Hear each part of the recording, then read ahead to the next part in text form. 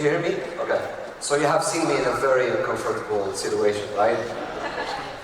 Okay, so I'll wait for the...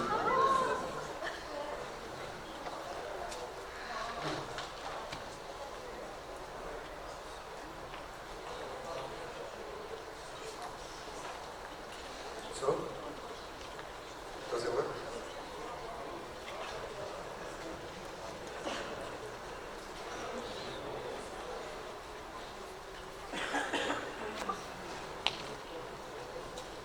You have to pretend nothing is happening right now.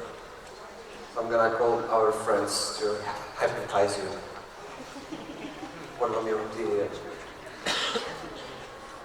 Okay. Hello everyone. So I'm gonna do my talk in English. I hope that most of you will understand. It will be very, very basic, very simple English, so that everyone can benefit from what I will try to explain. So I will ask you, like our friends just did, to participate with me in something. Okay? Soyons honnêtes, soyons participatifs. Okay, just close your eyes. Everyone, even you. All of you, close your eyes. Close your eyes. I want you to follow the sound of my voice as if it was the voice of your own unconscious, as if it was your mind that is talking to you.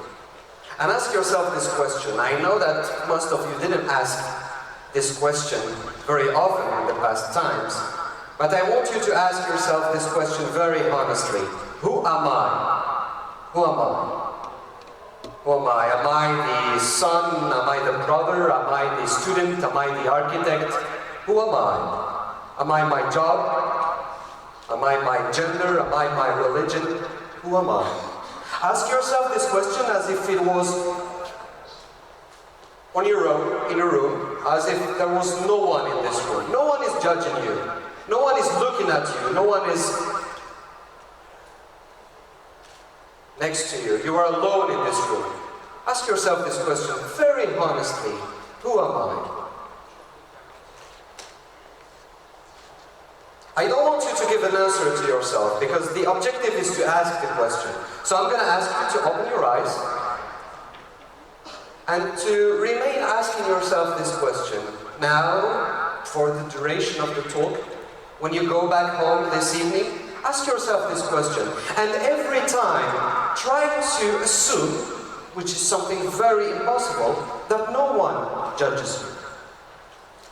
You will be always judged in society. You will be always judged by your peers, by your friends, by your family. But try to assume for a moment that no one is judging you. You are free to answer to this question without any judgment. Unfortunately, society judges, but I have had a very, very interesting experience recently. And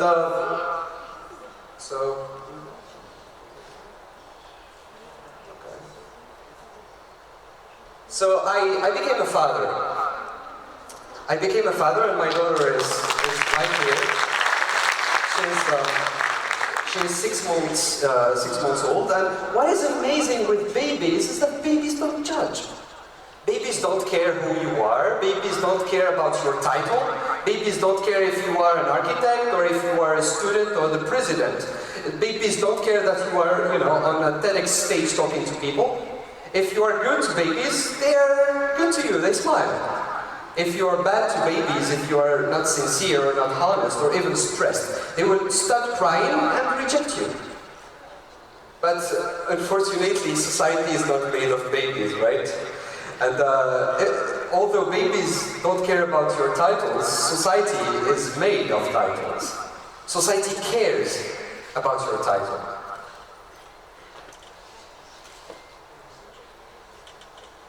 Let me introduce a very interesting theory that talks about role. So this guy with a mustache is George Herbert Mead. He's an American psychologist who is one of the founders of symbolic interactions, which is a movement in psychology. And he is one of the most important figures of the School of Chicago, the Chicago tradition of sociology.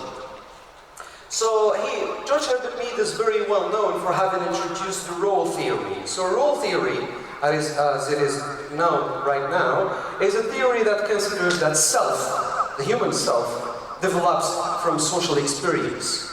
It is actually from your experience in society that you develop. So this is the first assumption of this theory. The second one is that self is social and that others are actually important for every one of us. The third one is that others influence our perception of self, which means that everyone else influences how you see yourself as a person. And the fourth assumption is that role-taking, or taken roles, is actually assuming what others think and act accordingly. So you assume what others think of you, and you act on the basis of this assumption. It is, as George Herbert Mead introduced it, composed of different stages of development. So from babies to old adults, we go through stages. The first one being the stage where my daughter is. It is the stage of imitation. So young babies have no sense of self. They don't really know who they are. They don't have social references. So they will tend to imitate the adults that are around them. The second stage, as babies grow older, is called by Mead as the play stage. It is the stage where young children start to play the roles of people around them through observation. Babies or children don't really understand those roles, don't really capture their value, but they will play mom, dad, superheroes, they will play a doctor, a lawyer, an architect. When we grow older, and this is the stage where me and you in the room are, supposedly, for George Herbert Mead, is called the game stage.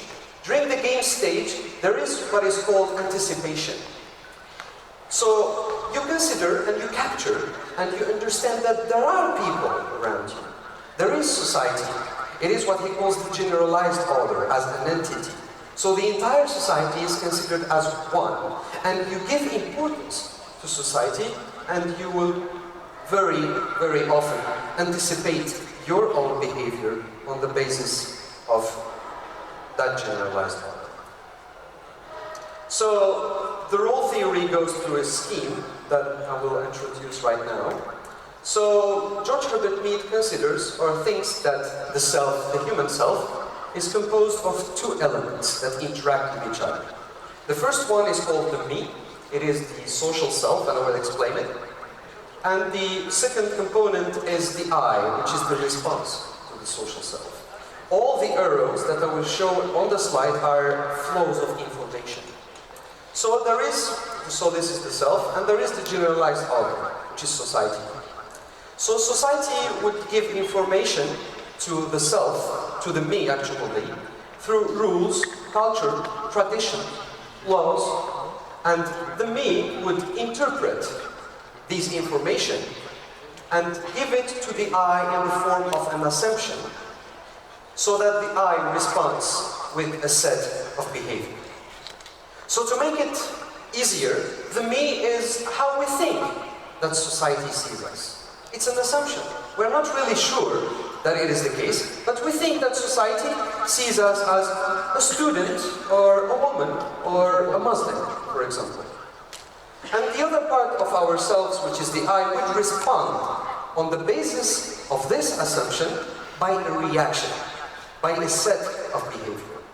As an example, I think that you think that I am a speaker on this stage, so I will behave like a speaker on this stage. I will not try or do things that are not linked to a supposedly speaker on a stage. I will not, lay down on the stage and sleep, for example. Oh, yeah, that I did 5 minutes ago. But I will not do things that would make you think that I'm not a speaker on this stage.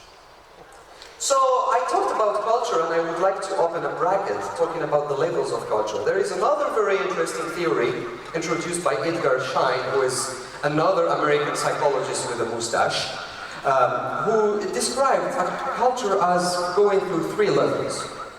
The first level, which is the basic assumption. So this is, for example, in a group, an ideology, or a philosophy, or a perspective of the world. It will be justified by espoused values that are how we justify our behavior on the basis of basic assumptions, and manifest as artifacts. For example, habits, clothes, traditions, or language. And you will understand why I introduced this later on. So, when I was contacted by the amazing team of the TEDx to be on this stage, I asked myself this question very honestly. I asked myself, Nassim, who are you to be on this stage? Why do you deserve to be on this stage? Do you really deserve to be on this stage? Who are you? On what basis I or other speakers have been called to be on this stage? Was I called to be on this stage because I'm an architect, or because I am a Fulbright scholar, or because I talk too much on Facebook, for example, or because I show that I have the ability to be on the stage? I could have said erroneous or false information to you, but a lot of you would believe the information I give you because I am on the TEDx stage. And I'm supposed to say information that is supposed to be true. So, and it made me realize something else. My wife reminded me of that very interesting and beautiful song from Kamal Masoudi, which talks about الحياة كمسرحية, like life as a play. And I understood that we all play a role in this society. We are all actors of our different social interactions. So, you will perceive me as someone who deserves to be on this stage because maybe I showed through some behavior or some things I did that I deserve to be on this stage. And we are all playing a TEDx right here. I am a speaker and you are the audience. And we are the actors of this, somehow, society of spectacle. I want to say on this stage, and I'm talking about these things because I believe that we are more than the titles we are given or we give to ourselves. We are more than those social constructs that make us stop or frame ourselves in roles and titles. I think that this scheme, if I get it back, would express what I want to tell you. Do you remember this? You remember this, right? I showed it earlier, and it is just part of the scheme I showed you. So there is the generalized other that gives an information to the self, and the self responds with a set of behavior. The set of behavior is motivated by the image we want to give to society. It is the place where artifacts take place. I would tend to dress like a TEDx speaker, so you would believe that I am a TEDx speaker. It is also the place where cognitive biases would take place. If you see someone with a white shirt, you would maybe believe that this person is a doctor, and you would trust his medicinal expertise because he wears the clothes that a doctor is supposed to wear. It is also the place where illusions take place.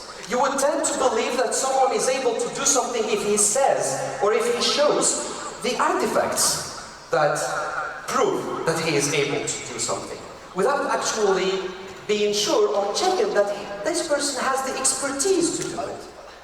It is especially the place where our egos are nourished. I will wear the clothes that reflect that I have the expertise to do something. And I will nourish my ego having all those eyes looking at me as someone important on this stage. I am the star of the day, isn't it? So I will nourish my ego here and convince myself that I deserve to be here. I am talking about this because those titles and this image we have of ourselves is dangerous. We are going more and more into the era of artificial intelligence. So machines would tend to do things that we have been doing so far. But machines are objective. The advantage machines have on us is that they don't care about the titles. A machine or a bot or a software program will not care that you call it a software program or that you give it the ability to do something. It would just do it. It will just do it. So if we don't understand right now, we humans, that we should focus on our mission and on the added value we can give to each other, the machines will, I think, very probably take over. I think that we should focus on the mission. And I know that a lot of people here in the room would say, oh, Nassim, stop saying those cliche things. You will show us a picture of Steve Jobs in a minute. No, I'm just kidding. I will talk to you actually about Ameli. So this guy I met in Herdaya very recently, and he works at a hotel, and the first day I met him, I thought he was a chauffeur. That night, I thought he was a cook. The day after, I was convinced he was a gardener. So I asked him, what do you do, Ameli? What are you? Who are you? And he told me, Nassim, I make sure that people feel comfortable. So he made me realize that focusing on the mission is what matters the most. Because if this person focused on helping people, he would do everything in his possibility or in his ability to help people. He doesn't have a business card with a fancy general manager below his name, but he does very probably what a general manager would do. We are more than titles. I am sure that we are full texts, with our complexities, with our dreams and fears, with our perspectives, with our ideas, with our, faults and qualities. We are more than just titles. I'm more than an architect here on this stage. I'm more than a TEDx speaker or than a master of public administration. I'm a human that can offer much more than that. And I want you to think about it for very probably envision a society where titles matter very, very, in a very small quantity in our lives. I want us to take a trip into our assumption and think like Jean-Paul Sartre proposed, to live an authentic life. An authentic life is a life where we don't care about the image we give to people, as long as we give them something good, and something they deserve, and something that we want to give. So we can be whatever we want, because the generalized other in society will not care and will not be satisfied anyways. So why would we run to satisfy society, giving it images, or giving it perceptions, or satisfying it in the way it wants to see us as individuals? Because at the end, if we are not happy as individuals, society will not care anyways. So this talk doesn't aim at giving you answers. It just aims at, making you question your role in society. Making you question all those titles that you put on your Facebook page, saying that I did this and that, and I am this and that, or introducing yourself with your job every time you meet a person. Ask yourself, is this really what you want to do and what you want to be? Are you only that? Seriously. Okay, I am aware.